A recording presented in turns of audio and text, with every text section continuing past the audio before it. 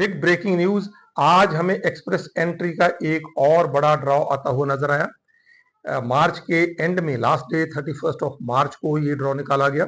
हालांकि इसमें सीआरएस थोड़ा सा वो जंप करके ऊपर चला गया। मैं कंप्लीट एनालिसिस इस ड्रॉ का भी करूंगा, सीआरएस जंप करके क्यों ऊपर गया इसकी बात भी करूंगा, और अप्रैल में क्या एक्सपेक्टेशंस हैं इसके बारे में भी कुछ जानकारी आपके साथ शेयर करूंगा। स्वागत आप सबका हमारे यूट्यूब के चैनल के ऊपर। मेरा नाम प्रिंसिपाल सिंह गिल, मैं एक licensed and regulated credit immigration consultant हूं।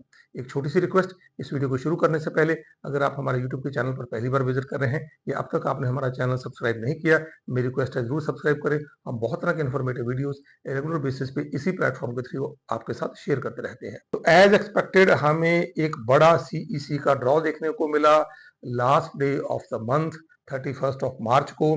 इसमें 2250 इनविटेशन एक्सटेंड किए गए। इस बार सीआरएस जंप करके 509 पर पहुंच गया। लास्ट टाइम ये 507 था, इस बार 509 पे चला गया। बड़ा कारण, number of invitations last time के मुकाबले में डिक्लाइन हो गए। लास्ट टाइम 4000 इनविटेशन थे, इस बार 1750 इनविटेशंस कम दिए गए। 2250 लोगों को ही इनवाइट किया गया। सबसे इंटरेस्टिंग बात इसमें देखने वाली है टाई ब्रेकिंग रूल। मार्च 18 2026 रूल काफी कुछ बताता है। 18 मार्च 2026 इसका मतलब सिर्फ 10 या 12 दिन पहले ही जिन लोगों ने अपना प्रोफाइल एक्सप्रेस एंट्री पूल में क्रिएट किया था एंड उनका स्कोर 509 या 509 से ऊपर था, उनको इनविटेशन आता हुआ नजर आया। अब यहाँ पे कुछ किस्मत की कहानी भी है। लकी हैं वो लोग जिन्होंने थोड़े दिन पहले ही अपना प्रोफाइल क्रिएट किया और उनको इनविटेशन मिल गया। अब इसमें बड़ी बात, क्योंकि नंबर ऑफ इनविटेशंस कम हो गए तो स्कोर जंप करना ही था।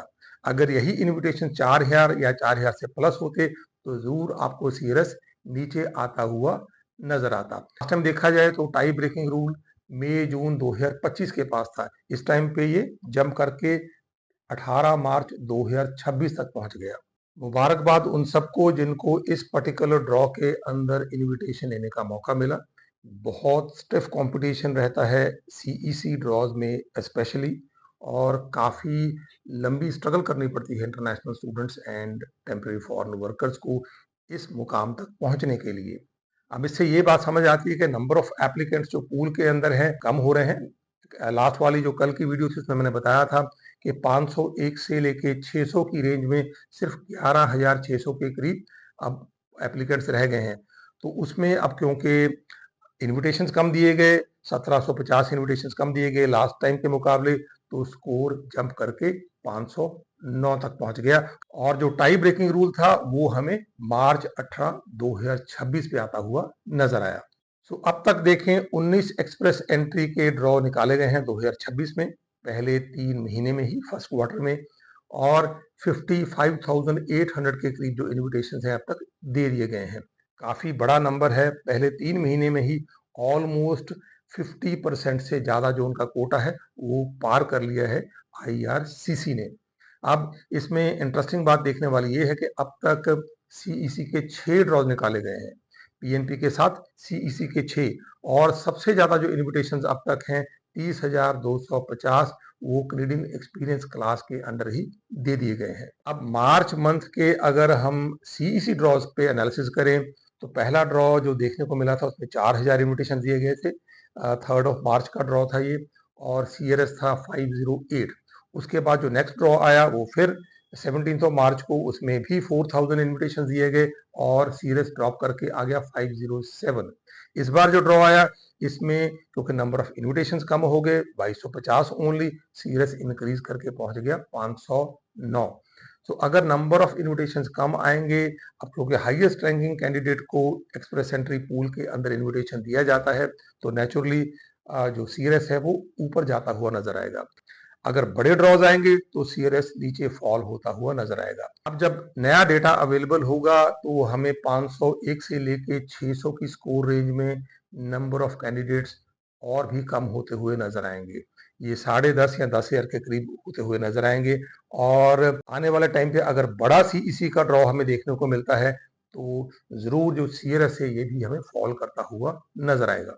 इस हफ्ते हमें कम से कम एक और एक्सप्रेस एंट्री ड्रॉ की संभावना है और उसमें कैटेगरी स्पेसिफिक ड्रॉ आने की बहुत सारी पॉसिबिलिटीज हैं।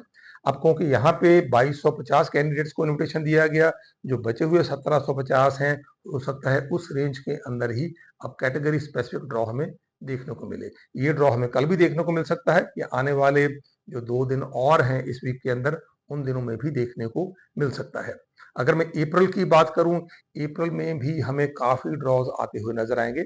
मार्च अब तक का सबसे बड़ा एक्सप्रेस एंट्री ड्रॉज वाला मंथ बन गया।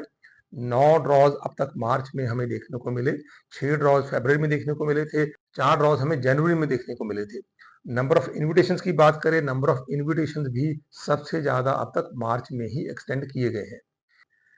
अप्रैल की बात करूं, अप्रैल मंथ के अंदर हमें काफी एक्सप्रेस एंट्री के ड्रॉज देखने को मिल सकते हैं। इसमें बड़ी संभावना है कैटेगरी बेस्ड ड्रॉज की।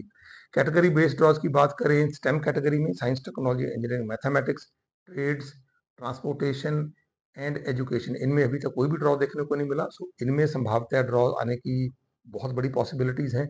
Health care and social services में भी हमें एक अच्छा ड्रॉ देखने को मिल सकता है। फ्रेंच कैटेगरी की पॉसिबिलिटी हमेशा ही रहती है। सो फ्रेंच कैटेगरी में भी हमें अप्रैल के मंथ में 1 या 2 बड़े ड्रॉज आने की संभावनाएं हैं।